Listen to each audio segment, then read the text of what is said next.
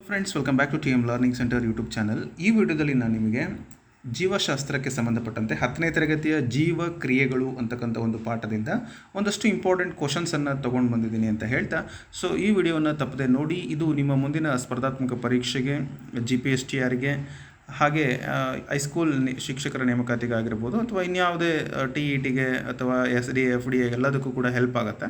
But ಬರುವಂಥ ಪ್ರಶ್ನೆಗಳ ಸ್ವರೂಪ ಒಂದಷ್ಟು ಡೆಪ್ತ್ ಆಗಿರುತ್ತೆ. ಫಾರ್ ಎಕ್ಸಾಂಪಲ್ ಪೇಪರ್ 2ನವ್ರಿಗೆ ಒಂದಷ್ಟು ಡೀಟೇಲ್ ಆಗಿ ಕೇಳ್ತಾರೆ. ಪೇಪರ್ 1ನಲ್ಲಿ ಕೇಳುವಂಥ ಪ್ರಶ್ನೆಗಳು ಸಾಧಾರಣವಾಗಿರ್ತವೆ ಅಂತ ಹೇಳ್ತಾ ಈ ಒಂದು ವಿಡಿಯೋವನ್ನು ಪ್ರಾರಂಭ ಮಾಡ್ತಾ ಇದ್ದೀನಿ. Let us start the class. ಇಲ್ಲಿ ಪ್ರಶ್ನೆಗಳನ್ನು ನನಗೆ ಗೊತ್ತಿರೋಷ್ಟು ಉತ್ತರಗಳನ್ನು ವಿವರಣೆ ಮಾಡುವಂಥ ಪ್ರಯತ್ನ ನಂದಾಗಿರುತ್ತೆ. ಆದಾಗ್ಯೂ ಕೂಡ ನೀವು ಜೀವಕ್ರಿಯೆಗಳು ಪಾಠವನ್ನು 10ನೇ ತರಗತಿಯ ಒಂದು 4ನೇ ಪಾಠ ಇದು. ಸೊ ಆದಷ್ಟು ಥಿಯರಿಯನ್ನು ಓದಿ ನಂತರ ಈ ಒಂದು ಪ್ರಶ್ನೆಗಳಿಗೆ ಉತ್ತರಿಸುವ ಪ್ರಯತ್ನ ನೀವು ಮಾಡಿ ಅಂತ ಹೇಳ್ತಾ, ನೋಡಿ ಪ್ರಶ್ನೆಗಳು ಈ ರೀತಿ ಇದೆ. ಮನುಷ್ಯರಲ್ಲಿ ಮೂತ್ರಪಿಂಡಗಳ ಪ್ರಮುಖ ಕಾರ್ಯ. ಸೊ ಎಲ್ಲರಿಗೂ ಕಾಮನ್ ಆಗಿ ಗೊತ್ತಿದೆ ಇದು. ಸೊ ಏನು ನಾನು ಆಗಲೇ ಹೇಳ್ದಂಗೆ ಇದು ಜನರಲ್ ಆಗೂ ಇರುತ್ತೆ, ಸ್ಪೆಸಿಫಿಕ್ ಆಗಿ ಕೆಲವೊಂದು ಡೀಟೇಲ್ ಆಗಿ ಕೇಳುವಂಥ ಕ್ವಶನ್ಸು ಇರ್ತವೆ. ಸೊ ಪೋಷಣೆ, ಉಸಿರಾಟ, ವಿಸರ್ಜನೆ, ಸಾಗಾಣಿಕೆ ಅಂತ ಇದೆ. ಸೊ ಮೂತ್ರಪಿಂಡಗಳು ಪ್ರಮುಖವಾಗಿ ಏನು ಕೆಲಸ ಮಾಡ್ತವೆ? ಸೊ ಅವು ಪೋಷಣೆ ಮಾಡೋದಿಲ್ಲ, ಉಸಿರಾಟನೂ ಕೂಡ ಅಲ್ಲ, ಸಾಗಾಣಿಕೆ ಕೂಡ ಅಲ್ಲ. ಸೊ ಬದಲಿಗೆ ಏನು ಮಾಡ್ತವೆ? ವಿಸರ್ಜನೆಗೆ ಸಹಾಯವನ್ನು ಮಾಡ್ತವೆ. ಸೊ ಆಯ್ಕೆ ಸಿ ಇದಕ್ಕೆ ಸರಿಯಾದ ಉತ್ತರ ಆಗುತ್ತೆ. Let us move to the next question. ಸಸ್ಯಗಳಲ್ಲಿ ಝೈಲಮ್ನ ಹೊಣೆಗಾರಿಕೆ. ಸೊ ಝೈಲಮ್ ಮತ್ತು ಫ್ಲೋಯಮ್ ಎರಡು ಅಂಗಾಂಶಗಳು ನಿಮ್ಗೆ ಗೊತ್ತಿದೆ. ಈ ಅಂಗಾಂಶಗಳಲ್ಲಿ ಝೈಲಮ್ನ ಒಂದು ಕೆಲಸ ಏನು ಅಂತ ಕೇಳಿದ್ದಾರೆ. ಸೊ ಇದು ನೀರಿನ ಸಾಗಾಣಿಕೆ, ಆಹಾರದ ಸಾಗಾಣಿಕೆ, ಅಮೈನೋ ಆಮ್ಲಗಳ ಸಾಗಾಣಿಕೆ, ಆಕ್ಸಿಜನ್ನ ಸಾಗಾಣಿಕೆ. ಸೊ ಸಾಕಷ್ಟು ಬಾರಿ ಪೇಪರ್ 1ರಲ್ಲಿ ಈ ಪ್ರಶ್ನೆನ ನೀವು ಕೇಳಿರ್ತೀರಿ, ಝೈಲಮ್ ಮತ್ತು ಫ್ಲೋಯಮ್ ಇವುಗಳ ಕೆಲಸ ಏನು ಅಂತ. ಸೊ ಝೈಲಮ್ ಅಂತಕ್ಕಂಥದ್ದು ಬೇರಿನಿಂದ ನೀರನ್ನು ಸಸ್ಯದ ಎಲ್ಲ ಭಾಗಗಳಿಗೆ ಸಾಗಾಣಿಕೆ ಮಾಡಿದ್ರೆ, ಫ್ಲೋಯಮ್ ಅಂತಕ್ಕಂಥದ್ದು ತಯಾರಾದ ಆಹಾರವನ್ನು ಅಂದರೆ ಎಲೆಯ ಭಾಗದಿಂದ ಪ್ರತಿಯೊಂದು ಭಾಗಕ್ಕೂ ಕೂಡ ಸಾಗಾಣಿಕೆ ಮಾಡುತ್ತೆ. ಸೊ ಹಾಗಾಗಿ ಝೈಲಮ್ ನೀರಿನ ಸಾಗಾಣಿಕೆಯನ್ನು ಮಾಡುತ್ತೆ. ಆಯ್ಕೆ ಎ ಇದಕ್ಕೆ ಸರಿಯಾದ ಉತ್ತರ ಆಗುತ್ತೆ. ಮುಂದಿನ ಪ್ರಶ್ನೆ. ಸ್ವಪೋಷಕ ಪರಪೋಷಕ ವಿಧಾನದಿಂದ ಪೋಷಣ ವಿಧಾನದ ಅವಶ್ಯಕತೆಗಳೇನು ಅಂತ ಕೇಳಿದ್ದಾರೆ. ಇಲ್ಲಿ ಸ್ವಪೋಷಣೆಯನ್ನು ಮಾಡ್ಕೊಳ್ತಕ್ಕಂಥವ್ರು ಯಾರು? ಸಸ್ಯಗಳು. ಹಸಿರು ಸಸ್ಯಗಳು ತಮ್ಮ ಆಹಾರವನ್ನು ತಾವೇ ತಯಾರು ಮಾಡ್ಕೊಳ್ತವೆ. ಆ ಒಂದು ವಿಧಾನದಿಂದ ಅವಶ್ಯಕತೆ ಏನಿದೆ, ಆ ಒಂದು ವಿಧಾನದ ಅವಶ್ಯಕತೆ ಏನು ಅಂತೇಳಿ ಕೇಳಿದ್ದಾರೆ. ಆಯ್ಕೆಗಳು ಕಾರ್ಬನ್ ಡೈಆಕ್ಸೈಡ್ ಮತ್ತು ನೀರು, ಕ್ಲೋರೋಫಿಲ್, ಸೌರ ಬೆಳಕು, ಮೇಲಿನ ಎಲ್ಲವೂ. ಸೊ ಏನೇನು ಅವಶ್ಯಕವಾಗಿ ಬೇಕು ಆ ಒಂದು ವಿಧಾನವನ್ನು ಮಾಡಿಕೊಳ್ಳಿಕ್ಕೆ, ಸ್ವಪೋಷಕ ಒಂದು ಕೆಲಸ ಪೋಷಣೆಯನ್ನು ಮಾಡಿಕೊಳ್ಳಿಕ್ಕೆ ದ್ಯುತಿ ಸಂಶ್ಲೇಷಣ ಕ್ರಿಯೆಯನ್ನು ಮಾಡ್ತವೆ. ಸೊ ದ್ಯುತಿ ಸಂಶ್ಲೇಷಣೆ, ದ್ಯುತಿ ಅಂದರೆ ಬೆಳಕು, ಫೋಟೋಸಿಂಥಸಿಸ್ ನಾವು ಇಂಗ್ಲೀಷಲ್ಲಿ ಹೇಳ್ತೀವಿ. ಸೊ ಈ ಒಂದು ಸಂಶ್ಲೇಷಣೆಗೆ ಏನೆಲ್ಲ ಅವಶ್ಯಕವಾಗಿ ಬೇಕು ಅಂತ. ಓಕೆ, ಸೊ ಇದಕ್ಕೆ ಕಾರ್ಬನ್ ಡೈಆಕ್ಸೈಡ್ ಮತ್ತು ನೀರು ಬೇಕು, ಕ್ಲೋರೋಫಿಲ್ ಇರಬೇಕು, ಸೂರ್ಯನ ಬೆಳಕು ಇರಬೇಕು. ಇದರಲ್ಲಿ ಏನಿಲ್ಲ ಅಂದರೂ ಕೂಡ ಈ ಒಂದು ಸ್ವಪೋಷಣೆ ಕೆಲಸ ಆಗೋದಿಲ್ಲ. ಹಾಗಾಗಿ ಮೇಲಿನ ಎಲ್ಲವೂ ಅಂತಕ್ಕಂಥದ್ದು ಸರಿಯಾದ ಉತ್ತರ ಆಗುತ್ತೆ. ನೆಕ್ಸ್ಟು, ಪೈರುವೇಟ್ನ ವಿಭಜನೆಯಿಂದ ಕಾರ್ಬನ್ ಡೈಆಕ್ಸೈಡ್, ನೀರು ಮತ್ತು ಶಕ್ತಿ ಬಿಡುಗಡೆಯಾದಂತಹ ಸ್ಥಳ ಅಂತ ಕೇಳಿದ್ದಾರೆ.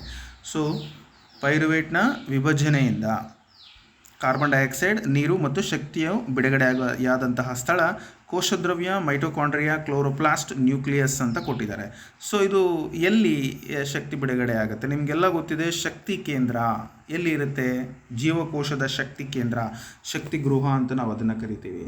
ಸರಿಯಾದ ಉತ್ತರ ಮೈಟೋಕಾಂಡ್ರಿಯಾ. ಶಕ್ತಿಯನ್ನು ಉತ್ಪತ್ತಿ ಮಾಡುವಂಥದ್ದು ಮೈಟೋಕಾಂಡ್ರಿಯಾ. ಸೊ ಸರಿಯಾದ ಉತ್ತರ ಮೈಟೋಕಾಂಡ್ರಿಯಾ.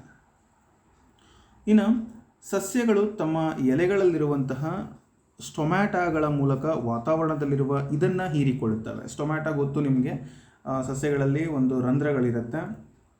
ಏನನ್ನು ಹೀರಿಕೊಳ್ತವೆ ಅಂತ ನಮಗೆ ಹೆಂಗೆ ಮೂಗಿದವೋ ಹಂಗೆ ಸಸ್ಯಗಳಲ್ಲಿ ಪತ್ರ ರಂಧ್ರಗಳಿರುತ್ತೆ. ಅವು ಅಲ್ಲಿ ಸ್ಟೊಮ್ಯಾಟಾ ಅಂತಕ್ಕಂಥವು ಸಹಾಯದಿಂದ ಏನನ್ನು ಹೀರ್ಕೊಳ್ಳಿಕ್ಕೆ ಸಹಾಯ ಮಾಡುತ್ತೆ. ಜಲಜನಕ, ಆಮ್ಲಜನಕ, ಇಂಗಾಲ, ಕ್ಲೋರಿನ್ ಅಂತ ಇದೆ. ಸೊ ನಾವು ಜೀವಿಗಳು, ಪ್ರತಿಯೊಂದು ಜೀವಿಗಳು ಆಮ್ಲಜನಕವನ್ನು ಹೀರ್ಕೊಳ್ತವೆ.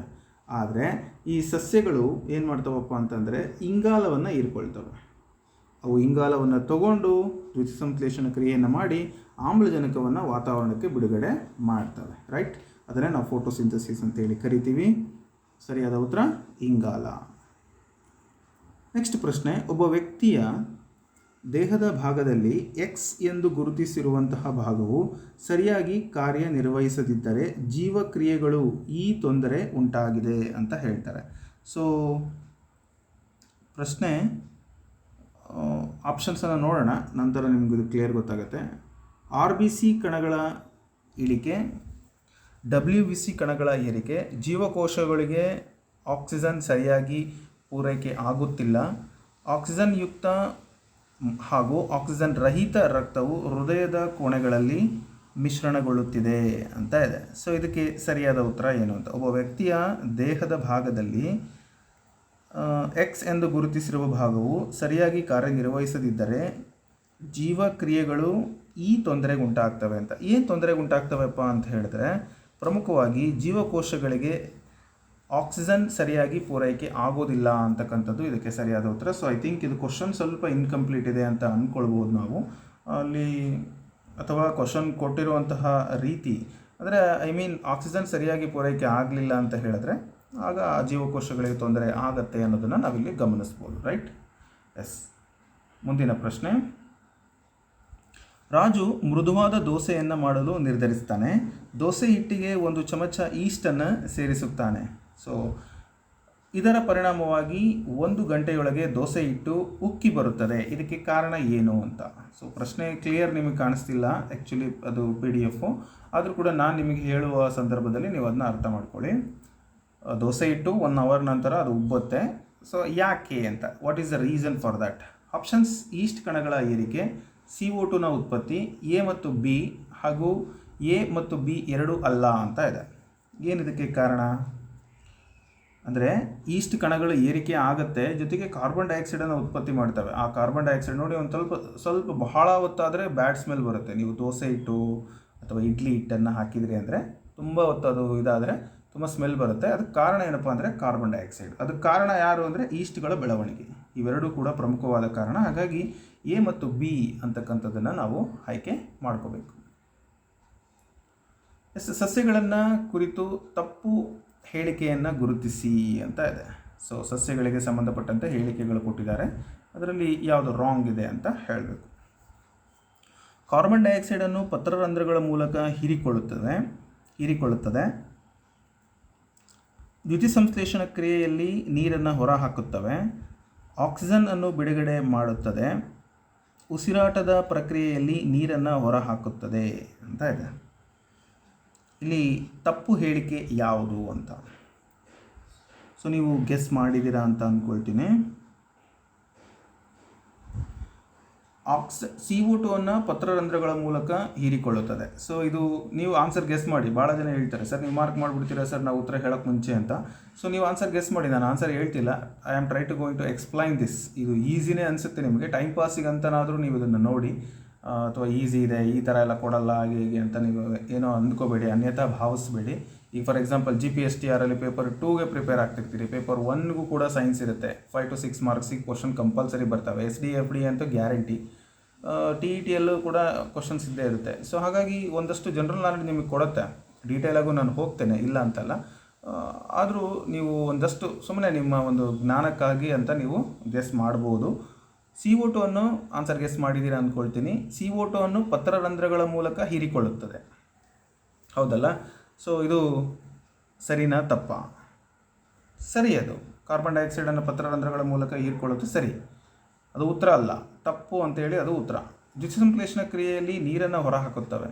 ಎಸ್, ಅದು ಪ್ರಾಡಕ್ಟ್, ಅದು ಒಂದು ಉತ್ಪನ್ನ. ದ್ಯುತಿಸಂಶ್ಲೇಷಣ ಕ್ರಿಯೆಯಲ್ಲಿ ನೀರು ಕೂಡ ಇದೆ. ಆಕ್ಸಿಜನನ್ನು ಬಿಡುಗಡೆ ಮಾಡುತ್ತವೆ. ಹೌದು, ಖಂಡಿತ ಆಕ್ಸಿಜನನ್ನು ನಾವು ಏನು ಮಾಡ್ತವೆ, ಬಿಡುಗಡೆ ಮಾಡ್ತವೆ. ಓಕೆ, ನೆಕ್ಸ್ಟು ಉಸಿರಾಟದ ಪ್ರಕ್ರಿಯೆಯಲ್ಲಿ ನೀರನ್ನು ಹೊರಹಾಕುತ್ತವೆ. ಉಸಿರಾಟ ಪ್ರಕ್ರಿಯೆಯಲ್ಲಿ ನೀರನ್ನು ಹೊರಹಾಕುತ್ತವೆ, ಇದು ಕೂಡ ಸರಿ. ಆದರೆ ಆಕ್ಸಿಜನನ್ನು ಬಿಡುಗಡೆ ಮಾಡುತ್ತದೆ ಅಂತ ಏನು ಕೊಟ್ಟಿದ್ದಾರೆ, ಎಸ್ ಇದು ಸರಿಯಾದ ಹೇಳಿಕೆಯೇ ಆಗಿದೆ. ಆದರೆ ಒಂದು ತಪ್ಪಾದ ಹೇಳಿಕೆ ಯಾವುದು ಅಂತ ಹೇಳೋದಾದರೆ ಇಲ್ಲಿ ಯಾವುದೂ ತಪ್ಪಾದ ಹೇಳಿಕೆ ಇಲ್ಲ. ಬಟ್ ಇಲ್ಲಿ ಕ್ವಶನ್ ಒಂಚೂರು ಇನ್ಕಂಪ್ಲೀಟ್ ಆಗಿದೆ. ಇಲ್ಲಿ ಆಪ್ಷನ್ C ನೀವು ಉಸಿರಾಟ ಕ್ರಿಯೆಯಲ್ಲಿ ಆಮ್ಲಜನಕ ಬಿಡುಗಡೆಯಾಗುತ್ತದೆ ಅಂತ ಇರಬೇಕು. ಈಗ ಉತ್ತರ ಯಾವುದು ಅಂತ ಹೇಳ್ತೀರಿ ನೀವು? ಆಪ್ಷನ್ C ಅಂತ ಹೇಳ್ತೀವಿ. ಓಕೆನಾ?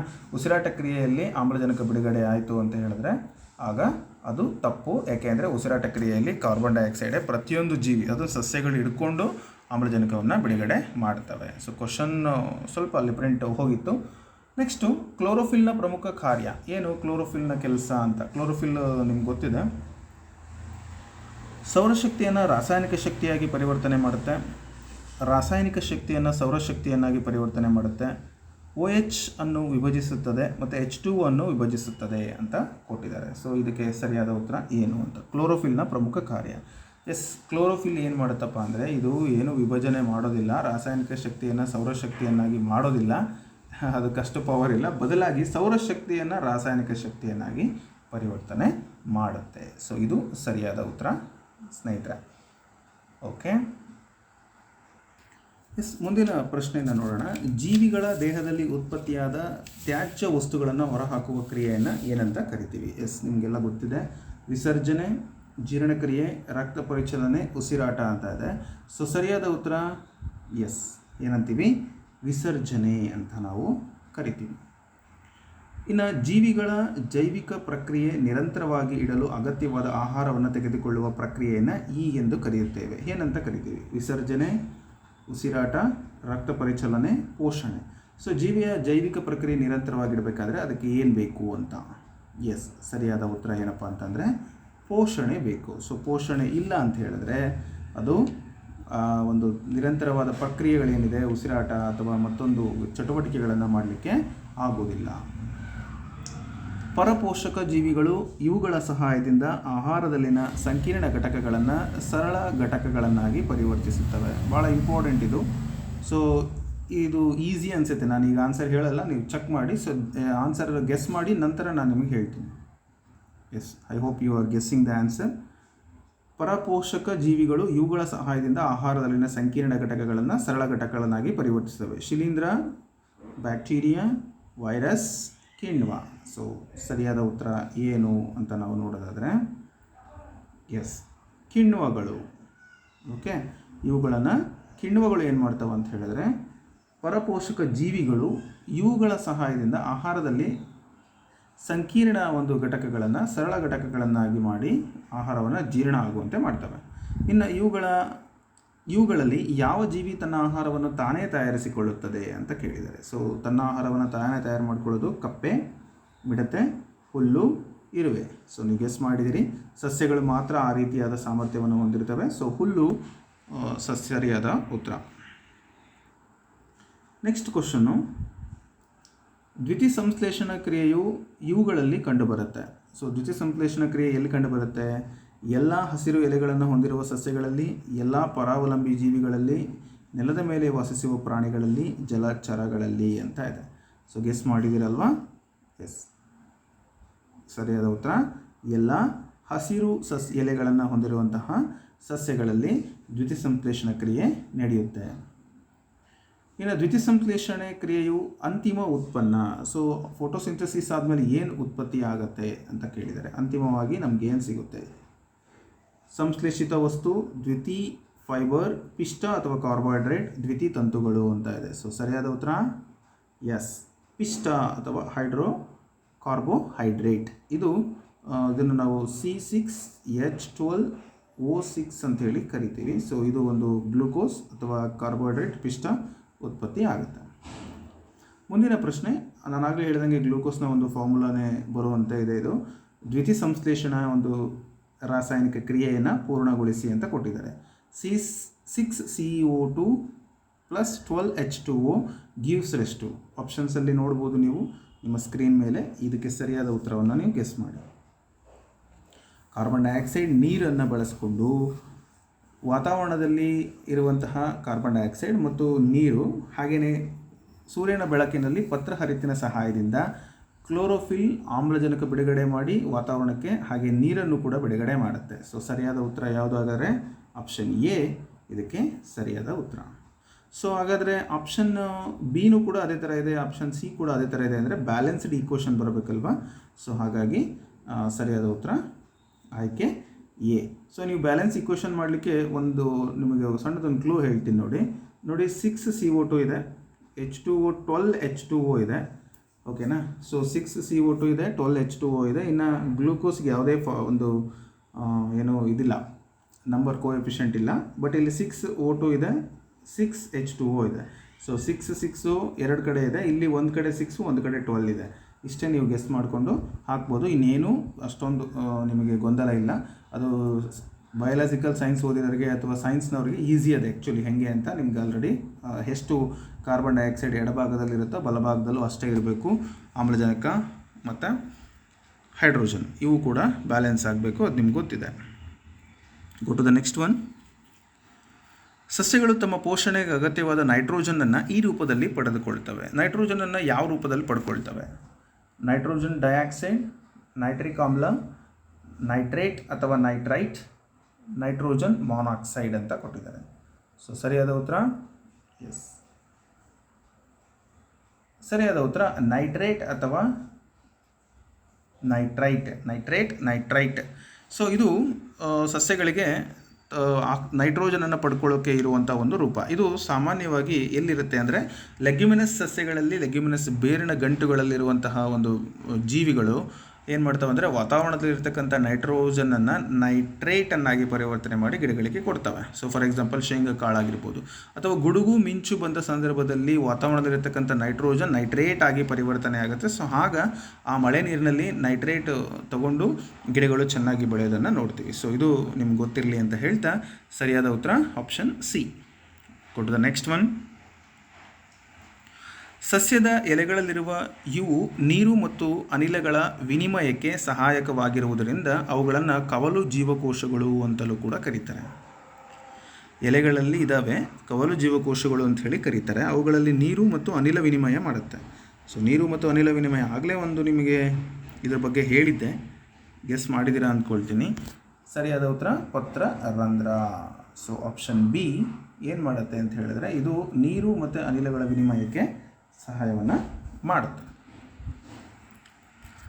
ಮುಂದಿನ ಪ್ರಶ್ನೆ, ಪರಪೋಷಕ ಜೀವಿಗಳು ಅಂದರೆ ಅಂತ ಕೇಳಿದ್ದಾರೆ. ಸೊ ಪರಪೋಷಕ ಜೀವಿಗಳು ಅಂದರೆ ಏನು ಅಂತ. ಆಯ್ಕೆಗಳು: ತಮ್ಮ ಆಹಾರವನ್ನು ತಾವೇ ತಯಾರಿಸಿಕೊಳ್ತವೆ, ತಮ್ಮ ಆಹಾರವನ್ನು ಇತರ ಜೀವಿಗಳ ಮೂಲಕ ತರಿಸಿಕೊಳ್ಳುತ್ತವೆ, ತಮ್ಮ ಆಹಾರಕ್ಕಾಗಿ ಇತರೆ ಜೀವಿಗಳನ್ನು ಅವಲಂಬಿಸಿರುತ್ತವೆ, ತಮ್ಮ ಆಹಾರವನ್ನು ಇತರರಿಗೆ ಪೂರೈಕೆ ಮಾಡುವುದು ಅಂತ ಇದೆ. ಸೊ ಸರಿಯಾದ ಉತ್ತರ ಯಾವುದು? ನಿಮಗೆ ಗೆಸ್ಸಿಂಗ್ ಕರೆಕ್ಟ್ ಇದೆ. ತಮ್ಮ ಆಹಾರಕ್ಕಾಗಿ ಇತರೆ ಜೀವಿಗಳನ್ನು ಅವಲಂಬಿಸಿರುವುದು. Okay, they are depending, totally ಬೇರೆಯವ್ರ ಮೇಲೆ ಡಿಪೆಂಡ್ ಆಗಿರ್ತಾರೆ. ಅವುಗಳನ್ನು ಪರಪೋಷಕಗಳು ಅಂತ ನಾವು ಕರಿತೀವಿ. ನೆಕ್ಸ್ಟ್ ಕ್ವಶನ್ ತುಂಬ ಇಂಟ್ರೆಸ್ಟಿಂಗ್ ಆಗಿದೆ ನೋಡಿ. ಇದು ಈ ಜೀವಿಯು ಇತರೆ ಜೀವಿಗಳನ್ನು ಕೊಲ್ಲದೆ ತನ್ನ ಪೋಷಣೆಯನ್ನು ಪಡೆದುಕೊಳ್ಳುತ್ತೆ. ಅಂದರೆ ಇದು ಕೂಡ ಒಂದು ಪರಪೋಷಕನೇ, ಬಟ್ ಇನ್ನೊಂದು ಜೀವಿಯನ್ನು ಕೊಲ್ಲೋದಿಲ್ಲ. ನಕ್ಷತ್ರ ಮೀನು, ಬೆಕ್ಕು, ಮೊಲ, ಜಿಗಣೆ ಅಂತ ಇದೆ. ಸೊ ನಿಮಗೆ ಇಲ್ಲಿ ಮೊಲ ಅಂತೂ ಹುಲ್ಲನ್ನು ತಿನ್ನುತ್ತೆ, ಅದು ಕೊಲ್ಲದಲ್ಲೇ ತಿನ್ನೋಕ್ಕಾಗಲ್ಲ. ಬೆಕ್ಕು ಕೂಡ ಕೊಂದು ಇಲಿಯನ್ನು ತಿನ್ನುತ್ತೆ. ಬಟ್ ನಕ್ಷತ್ರ ಮೀನು ಅದು ಕೂಡ ಕೊಲ್ಲೇಬೇಕು. ಆದರೆ ಜಿಗಣೆ ಅಂತಕ್ಕಂಥದ್ದು ಲೀಚ್ ಅಂತ ಕರಿತೀವಲ್ಲ, ಇದು ಕೊಲ್ಲದೇನೆ ಇನ್ನೊಂದು ಜೀವಿಯ ದೇಹದ ಒಳಗಡೆ ಪ್ರವೇಶ ಮಾಡಿ ಅಲ್ಲಿ ತನ್ನ ಪೋಷಣೆಯನ್ನು ಪಡೆದುಕೊಳ್ಳುತ್ತೆ. ಆಪ್ಷನ್ ಡಿ ಇದಕ್ಕೆ ಸರಿಯಾದ ಉತ್ತರ. ನೆಕ್ಸ್ಟ್ ಕ್ವಶನ್, ಈ ಜೀವಿಯು ತನ್ನ ತಾತ್ಕಾಲಿಕ ಬೆರಳಿನಂತಹ ಜೀವಕೋಶದ ಮೇಲ್ಮೈ ಹೊರ ಚಾಚಿಕೆಗಳನ್ನು ಬಳಸಿ ಆಹಾರವನ್ನು ಪಡೆದುಕೊಳ್ಳುತ್ತೆ. ಯಾವುದು? Amoeba, euglena, paramecium, bacteria. Guess ಮಾಡಿದಿರಿ ಅಂದ್ಕೊಳ್ತೀನಿ. ಬೆರಳಿನಂತಹ ಜೀವಕೋಶದ ಮೇಲ್ಮೈ ಹೊರ ಚಾಚಿಕೆಗಳನ್ನು ಬಳಸುತ್ತೆ. ಯಾವುದದು ಅಂತ ಹೇಳಿದ್ರೆ ಅಮೀಬಾ. ಅದಕ್ಕೆ ಪರ್ಟಿಕ್ಯುಲರ್ ಆಗಿ ಇಲ್ಲ, ಅದನ್ನು ನಾವು ಸೂಡೋಪೋಡಿಯಾ ಅಂತಲೇ ಕರಿತೀವಿ. ಇವೆಲ್ಲವೂ ಕೂಡ ಏಕಕೋಶ ಜೀವಿಗಳು, ಅದು ಕೂಡ ನಿಮ್ಗೆ ಗೊತ್ತಿರಲಿ. ಮುಂದಿನ ಪ್ರಶ್ನೆ, ಈ ಜೀವಿಯು ತನ್ನ ಕಷಾಂಗ ಚಲನೆಯ ಮೂಲಕ ಆಹಾರವನ್ನು ಪಡೆದುಕೊಳ್ಳುತ್ತೆ. ಯಾವುದು? ಯಾವ ಒಂದು ರೀತಿಯ ಕಷಾಂಗ ಚಲನೆಯ ಮೂಲಕ ಆಹಾರವನ್ನು ಪಡೆದುಕೊಳ್ಳುತ್ತೆ? Amoeba, euglena, paramecium, bacteria. So ಅದೇ ಆಯ್ಕೆಗಳನ್ನು ನಾವು ಇಲ್ಲಿ ನೋಡ್ತಾ ಇದ್ದೀವಿ. ಸರಿಯಾದ ಉತ್ತರ ಪ್ಯಾರಾಮೀಸಿಯಂ. ಸೊ ಇದು ಕಷಾಂಗ ಚಲನೆಯ ಮೂಲಕ ಆಹಾರವನ್ನು ಪಡೆದುಕೊಳ್ಳುತ್ತೆ. ನೆಕ್ಸ್ಟು, ನಮ್ಮ ಬಾಯಿಯ ಲಾಲಾರಸದಲ್ಲಿರುವಂತಹ ಈ ಕಿಣ್ವವು ಸಂಕೀರ್ಣವಾಗಿರುವಂತಹ ಪಿಷ್ಟವನ್ನು ವಿಭಜಿಸಿ ಸರಳ ಅಣುವಾದ ಸಕ್ಕರೆಯನ್ನಾಗಿ ಪರಿವರ್ತನೆ ಮಾಡುತ್ತೆ. ಅಂದರೆ ನಾವೀಗ ಒಂದು ಎಕ್ಸ್ಪೆರಿಮೆಂಟ್ ನೋಡಿದ್ವಿ, ನಿಮ್ಗೆ ಗೊತ್ತಿರ್ಬೋದು. ಅಯೋಡಿನ್ ದ್ರಾವಣವನ್ನು ಹಾಕಿದಾಗ ಆಲೂಗಡ್ಡೆ ಮೇಲೆ ಅದು ಬ್ಲೂ ಕಲರ್ ಆಗಿ ಕನ್ವರ್ಟ್ ಆಗುತ್ತೆ.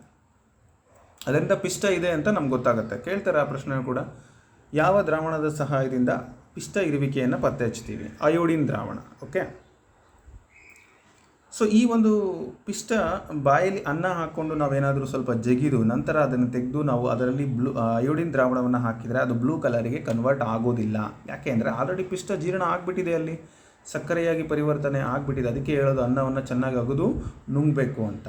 ಕರೆಕ್ಟ್. ಹಾಗಾದರೆ ಬಾಯಿಯಲ್ಲಿ ಹೇಗೆ ಅದು ಜೀರ್ಣ ಆಯಿತು, ಲಾಲಾರಸದಲ್ಲಿ ಯಾವ ಒಂದು ಅಂಶ ಇತ್ತು, ಯಾವ ಕಿಣ್ವ ಇತ್ತು ಅಂತ ನಾವು ಕೇಳೋದಾದರೆ ಆಪ್ಷನ್ಸಲ್ಲಿ ಪೆಪ್ಸಿನ್, ಅಮೈಲೇಸ್, ಟ್ರಿಪ್ಸಿನ್, ಲೈಪೇಸ್ ಅಂತ ಇದೆ. ಸೊ ಯಾವುದು ಗೆಸ್ ಮಾಡಿದ್ದೀರಾ ಅಂದ್ಕೊಳ್ತೀನಿ. ಸರಿಯಾದ ಉತ್ತರ ಅಮೈಲೇಸ್. ಇದು ನಮ್ಮ ಲಾಲಾರಸ ಗ್ರಂಥಿಯಲ್ಲಿ ಇರುತ್ತೆ. ಓಕೆ, ಅದರಿಂದ ಪಿಷ್ಟ ಜೀರ್ಣ ಆಗುತ್ತೆ. ನಾವು ಆಹಾರವನ್ನು ಅದಕ್ಕೋಸ್ಕರನೇ ಅಗದು ನುಂಗಬೇಕು. ನೆಕ್ಸ್ಟು ಹೊಟ್ಟೆ ಒಳಗಡೆ ಪಿಷ್ಟ ಜೀರ್ಣ ಆಗೋದಿಲ್ಲ ಅಂತಲ್ಲ, ಅದು ಸರಳ ಜೀರ್ಣ ಆಗ್ತಕ್ಕಂಥದ್ದು ಬಾಯಿಯಲ್ಲೇ ಪ್ರಥಮವಾಗಿ ಜೀರ್ಣ ಆಗುತ್ತೆ. ಹಾಗಾಗಿ ಚೆನ್ನಾಗಿ ಅಗೆದು ನೀವು ಊಟ ಮಾಡಬೇಕು. ಇನ್ನು ಈ ಕೆಳಗಿನವುಗಳಲ್ಲಿ ಯಾವುದು ಅವಾಯುವಿಕ ಉಸಿರಾಟಕ್ಕೆ ಉದಾಹರಣೆಯಾಗಿದೆ? ವಾಯುವಿಕ ಉಸಿರಾಟ, ಅವಾಯುವಿಕ ಉಸಿರಾಟ ನೀವು ಕೇಳಿದಿರಿ. ಸೊ ಅದರಲ್ಲಿ ಯಾವುದು ಅವಾಯುವಿಕ ಉಸಿರಾಟಕ್ಕೆ ಉದಾಹರಣೆ ಅಂತ? ಶ್ವಾಸಕೋಶದಲ್ಲಿನ ಜೀವಕೋಶಗಳು, ಕಣ್ಣಿನಲ್ಲಿರುವಂಥ ಜೀವಕೋಶಗಳು, ಈಸ್ಟ್ನ ಜೀವಕೋಶಗಳು, ಮೆದುಳಿನಲ್ಲಿರುವಂತಹ ಜೀವಕೋಶಗಳು. ಎಸ್, ಏನು ಸರಿಯಾದ ಉತ್ತರ? ಈಸ್ಟ್ನ ಜೀವಕೋಶಗಳು. ಇವು ಅವಾಯುವಿಕ ಉಸಿರಾಟವನ್ನು ಮಾಡ್ತವೆ. ಅಂದರೆ ಇವಕ್ಕೆ ಆಮ್ಲಜನಕ ಬೇಕಾಗಿಲ್ಲ, ಆಮ್ಲಜನಕ ರಹಿತ ಉಸಿರಾಟವನ್ನು ಮಾಡ್ತವೆ. ಇನ್ನು ಶ್ವಾಸಕೋಶ ಆಗಿರ್ಬೋದು, ಕಣ್ಣಾಗಿರ್ಬೋದು, ಮೆದುಳಾಗಿರ್ಬೋದು ಅಥವಾ ನಮ್ಮ ದೇಹದ ಯಾವುದೇ ಭಾಗ ಕೂಡ ಆಮ್ಲಜನಕ ಸಹಿತ ಉಸಿರಾಟವನ್ನು ಮಾಡುತ್ತೆ. ಈ ಅಣುಗಳನ್ನು ಜೀವಕೋಶದ ಎಲ್ಲ ಚಟುವಟಿಕೆಗಳಿಗೆ ಇಂಧನವಾಗಿ ಬಳಸಲ್ಪಡುತ್ತದೆ ಅಂತ ಇದೆ. ಸೊ ಯಾವುದು? DAP, mRNA, ATP, DNA ಅಂತ ಕೊಟ್ಟಿದ್ದಾರೆ. ಸೊ ಸರಿಯಾದ ಉತ್ತರ ATP, ಅಡಿನೋಸಿನ್ ಟ್ರೈಫಾಸ್ಫೇಟ್. ಇದು ಎಲ್ಲ ಜೀವಕೋಶಗಳ ಚಟುವಟಿಕೆಗೆ ಇಂಧನವಾಗಿ ಬಳಸುತ್ತೆ. ಸೊ ಅಲ್ಲಿ ಇದು ಮೈಟೊಕಾಂಡ್ರಿಯಾ ಬಗ್ಗೆ ನೀವು ಓದುವಾಗ ಕೇಳಿರ್ತೀರಿ. ATP ಸರಿಯಾದ ಉತ್ತರ.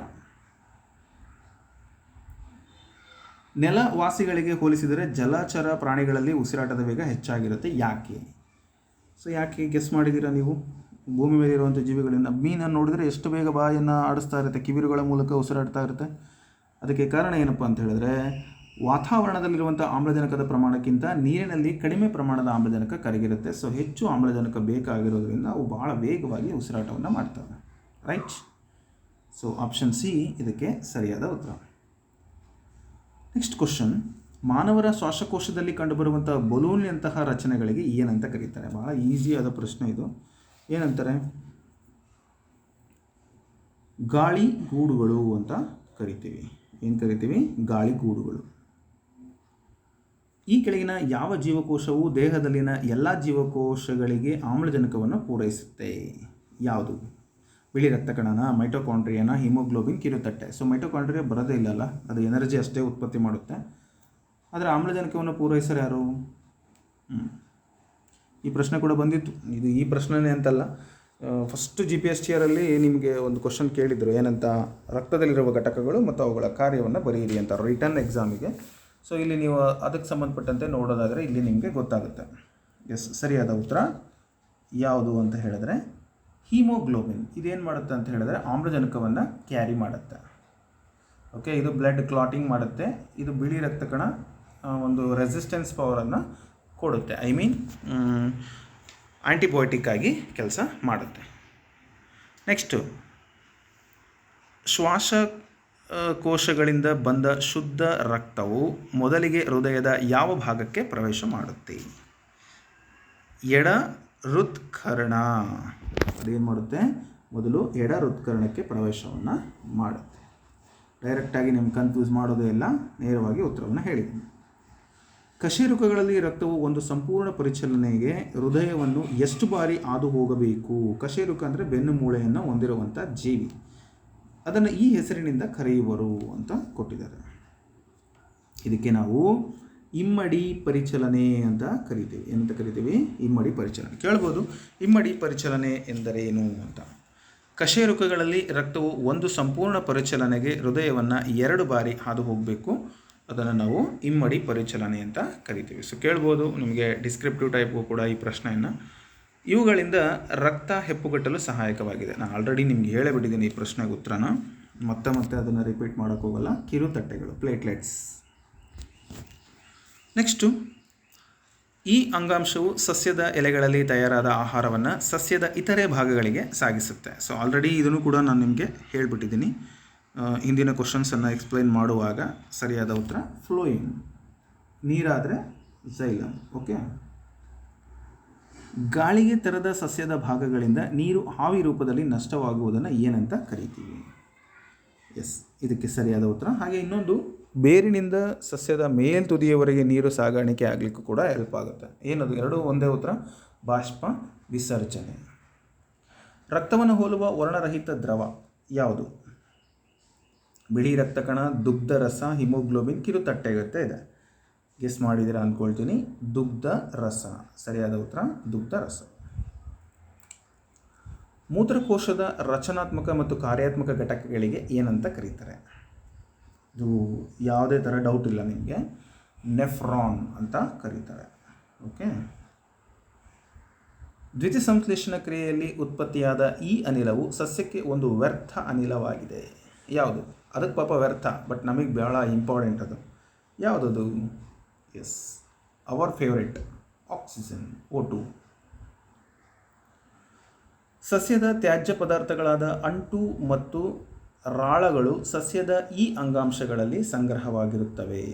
ಅಂದರೆ ಸಸ್ಯದಲ್ಲಿ ಅಂಟು ಬರುತ್ತೆ, ನಿಮ್ಗೆ ಗೊತ್ತಿದೆ, ಅದು ಕೂಡ ಸಸ್ಯಕ್ಕೆ ಬೇಡವಾದಂತಹ ಒಂದು ಉತ್ಪನ್ನ, ಸಸ್ಯದ ತ್ಯಾಜ್ಯ ಪದಾರ್ಥ. ಅದು ಎಲ್ಲಿ, ಯಾವ ಅಂಗಾಂಶದಲ್ಲಿ ಶೇಖರಣೆಯಾಗಿರುತ್ತೆ ಅಂತ ಕೇಳಿದ್ದಾರೆ. ಸೊ ಹಳೆಯ ಝೈಲಮ್ ಅಂಗಾಂಶಗಳಲ್ಲಿ, ಓಲ್ಡ್ ಝೈಲಮ್ ಟಿಶ್ಯೂಸಲ್ಲಿ ಏನಾಗಿರುತ್ತೆ, ಅದು ಸೇವ್ ಆಗಿರುತ್ತೆ. ಸೊ ಈ ತರಗತಿಯ ಕೊನೆಯ ಪ್ರಶ್ನೆ ಸ್ನೇಹಿತರೆ, ಇದು ಮಾನವರ ಮೂತ್ರಪಿಂಡಗಳಲ್ಲಿ ರಕ್ತದಲ್ಲಿನ ಈ ನೈಟ್ರೋಜನ್ ಯುಕ್ತ ತ್ಯಾಜ್ಯ ಪದಾರ್ಥವನ್ನು ಹೊರಹಾಕಲಾಗುತ್ತೆ. ಮಾನವರ ಮೂತ್ರಪಿಂಡಗಳಲ್ಲಿ ರಕ್ತದಲ್ಲಿನ ಈ ನೈಟ್ರೋಜನ್ ಯುಕ್ತ ತ್ಯಾಜ್ಯವನ್ನು ಹೊರಹಾಕಲಾಗುತ್ತೆ. ಓಕೆ, ಹೊರತೆಗೆಯಲಾಗುತ್ತೆ. ಯೂರಿಯಾ ಅಥವಾ ಯೂರಿಕ್ ಆಮ್ಲ, ಫಾಸ್ಫರಿಕ್ ಆಮ್ಲ, ಗಂಧಕಾಮ್ಲ, ಹೈಡ್ರೋಕ್ಲೋರಿಕ್ ಆಮ್ಲ. ಸೊ ಸರಿಯಾದ ಉತ್ತರ ಗೆಸ್ ಮಾಡಿದಿರಿ, ಯೂರಿಕ್ ಆಮ್ಲ ಅಥವಾ ಯೂರಿಯಾ ರೂಪದಲ್ಲಿ ಹೊರಹಾಕುತ್ತೆ. ಸೊ ಇದಿಷ್ಟು ಒಂದು MCQ ಕ್ವಶನ್ಸ್ ಆಗಿದ್ದಾವೆ. ಸೊ ನಿಮಗೆ ಡಿಸ್ಕ್ರಿಪ್ಟಿವ್ ಟೈಪ್ ಕ್ವಶನ್ಸ್ ಬೇಕು ಅಂತ ಹೇಳಿದ್ರೆ ನನಗೆ ಕಮೆಂಟ್ ಮೂಲಕ ತಿಳಿಸಿ. ಸೊ ಡಿಸ್ಕ್ರಿಪ್ಟಿವ್ ಟೈಪಲ್ಲಿ ಬರುವಂತಹ ದೊಡ್ಡ ರೀತಿಯ ಕ್ವಶನ್ಸ್ಗಳು, ಫಾರ್ ಎಕ್ಸಾಂಪಲ್ ನೀವು ಬುಕ್ಗಳಲ್ಲಿ, ಟೆಕ್ಸ್ಟ್ ಬುಕ್ಕಲ್ಲಿ ಪೇಜ್ ನಂಬರ್ 74 ನೀವು ನೋಡ್ಬೋದು. ಅಥವಾ ಈ ಒಂದು ಕ್ಲಾಸ್ನ ಒಂದು PDF ನಿಮಗೆ ಬೇಕು ಅಂತ ಹೇಳಿದ್ರೆ ನಮ್ಮ ಸರ್ ಬೆಲ್ಲದ್ ಸರ್ ಅವರ ಒಂದು ಬ್ಲಾಗ್ ಸ್ಪಾಟಿಗೆ ಭೇಟಿ ನೀಡಿ. ಅದರ ಒಂದು ಲಿಂಕನ್ನು ಡಿಸ್ಕ್ರಿಪ್ಷನಲ್ಲಿ ಕೊಟ್ಟಿರ್ತೀನಿ. ಅಲ್ಲಿ ನಿಮಗೆ ಈ ಎಲ್ಲ ತರಗತಿಯ ಒಂದು MCQ ಕ್ವಶನ್ಸ್ಗಳು ಸಿಗ್ತವೆ ಅಂತ ಹೇಳ್ತಾ, ನಿಮಗೆ ಡಿಸ್ಕ್ರಿಪ್ಟಿವ್ ಟೈಪ್ ಆನ್ಸರ್ಸ್ ಬೇಕು ಅಂತಂದರೆ ಕಮೆಂಟಲ್ಲಿ ನನಗೆ ತಿಳಿಸ್ಕೊಡಿ. ಖಂಡಿತ ಅದನ್ನು ಮುಂದಿನ ವೀಡಿಯೋದಲ್ಲಿ ತಿಳಿಸ್ಕೊಡ್ತೀನಿ. Thank you so much. Have a nice day. Bye.